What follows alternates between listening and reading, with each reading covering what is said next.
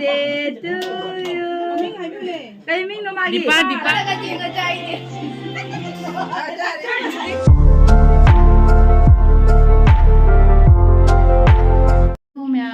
mèo ngasi video sidi kai video ni ha da ngasi birthday ki video idune bago ado birthday ki video se ki blog tam ta yaw da bane ngasi han hoi duni du su kana gi na ha da khoi bedreng ngasi birthday ni ba ado poko matam da su kaino ta na sosi chawna ta hodre aduga kaino da su चाउंबो मतम न सुगो बुला तौसलबनी न इसिंग चाउबनी न मोय तहौरे बा दुना ने my birthday SIM तंगदी कनो तंग न तौबी न बाय न मोय तौरे बको अदो आई खर चला उलके अदो इनंग नै दा मामा न हाले लाकनी आई ताइसन फजलमगा चलागे हजि पेट्रेंग मोय दने चतोय मोय सिगा चाक थोंगी मोय भामोन सिगा चाक थोंगी अदुगा सिगा चतोय पेट्रेंग की बर्थडे की से जाऊं कन्ना नारोन में हम चंग होनरे दु माय डेकोरेशन जे मनु लोई चंग रे उबा ngамद्रे पेट्रेंग नंदा उहा लौसे कइनो चामे लै सम नंदा लै पेट्रेंग ओइ सेंदा ngai कप निंगे ngai कप निंगे कइनो काय दिनो नोइ से थेंग हुनदे कोन लै काय दिनि हाय रो नोइ केक से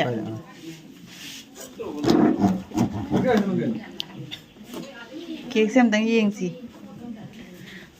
वाव फजै ने कोन लै काय दिनि हाय रो 남티 보자 그래 좀 줘 보러 시제 아무도 와니 부도 보라고 시시가 트리음도 담아가 보나 받들어 저거 트리도 트리 보라게네 트리도 프로 트리도 와우 시시 넘잖아 미싱 엄마 그진 파브라세 केजी दे दी खतंग हेलम दो माले बा क्रीम नुंगा जुम हाफ खगा को खगा केजी में हेंदरा मारली पेट्रेंग मा पानी जिना बाबा नंग फी होंग दो रोदना मी लागना रे दुगा नम कका मैं आउ बाय बर्थडे डेकोरेशन की खलांग जे जेउने सिका थेसी हाय मे कोइना आ ने सि की रे दुनानी नारे दे जहामिने पमसु जाबनी नम पानी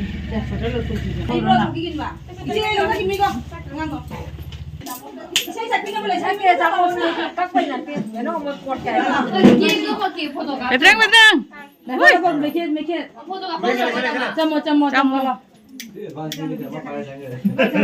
오래 방문했죠 까말로 온 까말로 Happy birthday to you Happy birthday to you agak kiri nih Nane kap ta bani apa nandra? Papa supaya Happy birthday to you. Kay Ming no magi. Dipa. Happy birthday to Dipa. Mam mai dung na học de. Mami me am so gudu ne. Morning dia le bana si. Ah, baba na mai na ko. Ya lai ne jamos ke ne. Jamos ke. Oi पेट्रेंग ma khazai da khra tai sal loi. Lang de ja de. Ya ka thong li ja ro ma hai ro. Thong ne khra jam chang ne. Ka thong ne. Chao đi đi đi.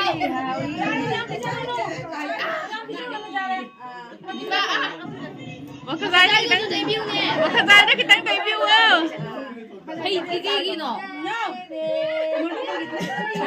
Ingat kena ngang sih. Boleh siapa lo? Level-level mana aja.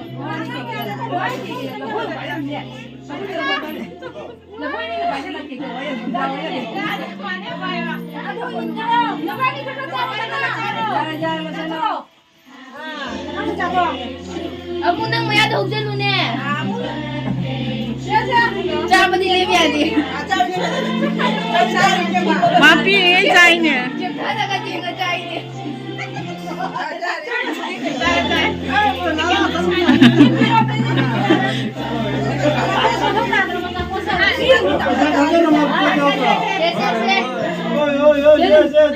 Apa drama sih ini ada aja. Ayo jom sama.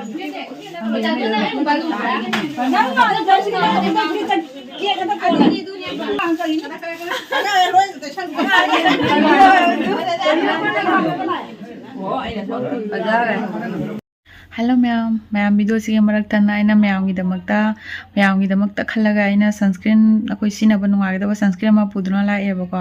oiti olang ta sanga bina sunscreen je sina da ba yadre na ko ma'am aduna ma'am aina ase pula ya Mamaearth ki vitamin C daily glow sunscreen se Mamaearth vitamin C daily glow sunscreen with vitamin C and turmeric SPF 50 PA++++. Matte safe, dermatologically tested, suit all skin type, for sun protection and glow. Net contain 80 gram. Vitamin C help brighten skin. Turmeric revives natural glow. Non-sticky formula. UVA and B protection and paraben and silicone free. Ma'am ingredient promo siga loi yauzare adaga magi price se 499 ni.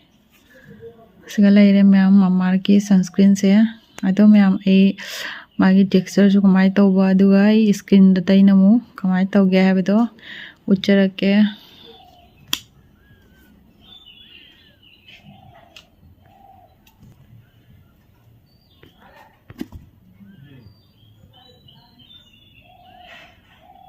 ma'am akoi sunscreen taiba matamda akoi skin da chip chip lawbodo akoi nungai tabane aba asi yam kano tawi akoi gi chip chip laudi ba pra non sticky oraga ne ko akoi refreshing kano ma cooling refreshing fresh amo ohelle ba pra ne pai daga khangye ba akoi ting ting law bang khangye phaw do ba soi law na mang re ba akoi gi nap dap law no lai di ba de lang su lang ba do skin da now sunscreen se kalau biar dua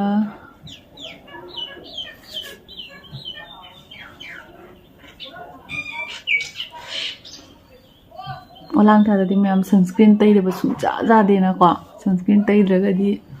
akoi isa je kathik na is loi bani adu ma'am na amu henna akoi gi mai je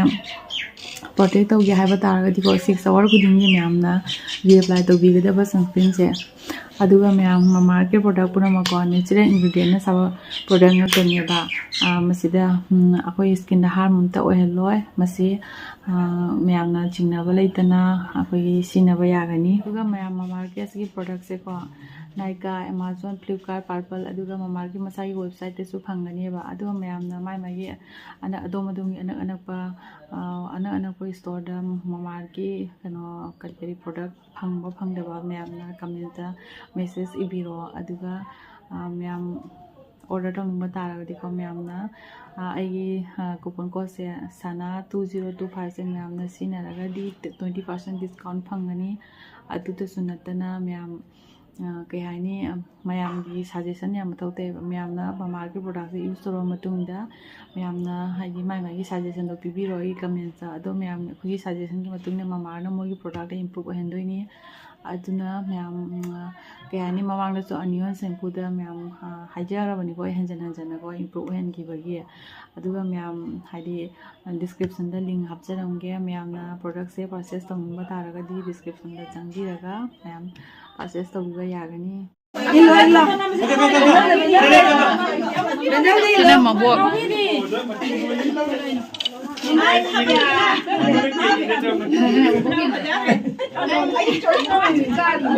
api ni chai bo boni ma chani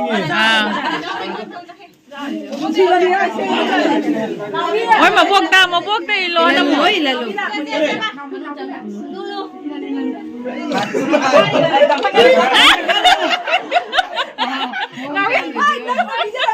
Nabi ciri sama lagi rekam tu kan? Nabi, bukan dia itu juga. दुकान में बहुत कराई मां तुलिंग बका पाए गए दुकान में बहुत दिया बोला अय्या दुकान में बहुत नची दे जाऊने अय्या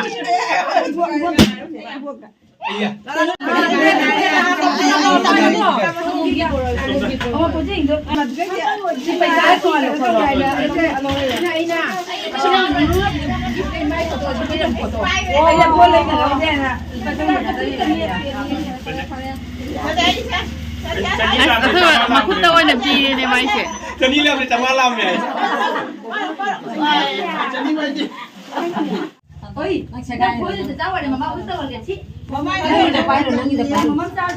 อ๋อจังหวะจะปีจะทาโต้ครีมมิเนี่ย တော့ရသေးနေအငန်းရုံနေကိုလီကျူကငန်းငိုင်နေစီကိုလီကျူကိုင်တာ ใช่ยัง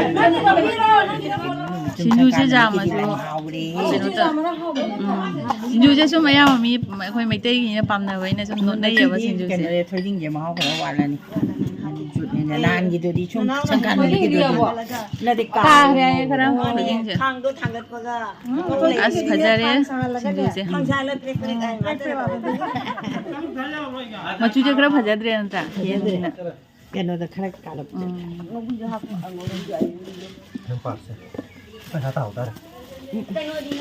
而且我东还不得比你那大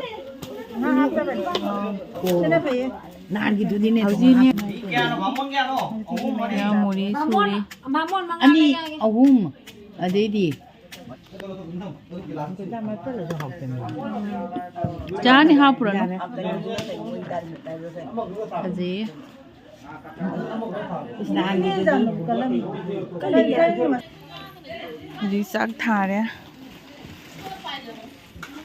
စားဘကြီး paper ပိုင်းနဲ့ငိုင်းရပါနေစေ အာဟိုကတူ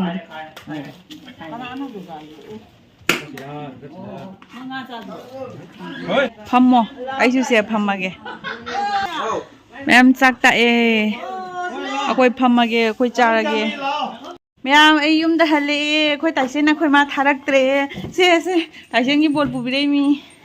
တိုင်စနအခွေမထားရက်တရေငါစီဒီမမ်မန္ဒရာဇာဝလိုင်းနဟလေမငါစီချေချက်ပဲကေ planning လေးရမ်တဲ့ဘကောအဲ့တိုင်စင်မွေးတဲ့ဖားကေကျလို့ဘဒကီဘောကခရကောင်ခွေကြောင်းမကနေအခွေမနာเที่ยงไงน่าจะโทรอะไรจะโทรนี่แบบมาลาก็ไอ้โมหันใหญ่เนี่ยก็งั้นสิไปในทิ้งคุณตาเอาคุยมาหน่อยกี่ไรเราดูจัดแต่บ้าแต่บ้าไม่แบบดูกี่ดูไอ้จะละก็คุยมาลากเร่คุยมาเสแต่เช่นท่าเร่ดูนะไอ้ชุนจากจานิงบอยจานิงเดี๋ยวบอยชุนจัดเฉลยดูนี่แม่วิดีโอจะใช้ได้รู้สึกละเกบายบายอะไรเกโทร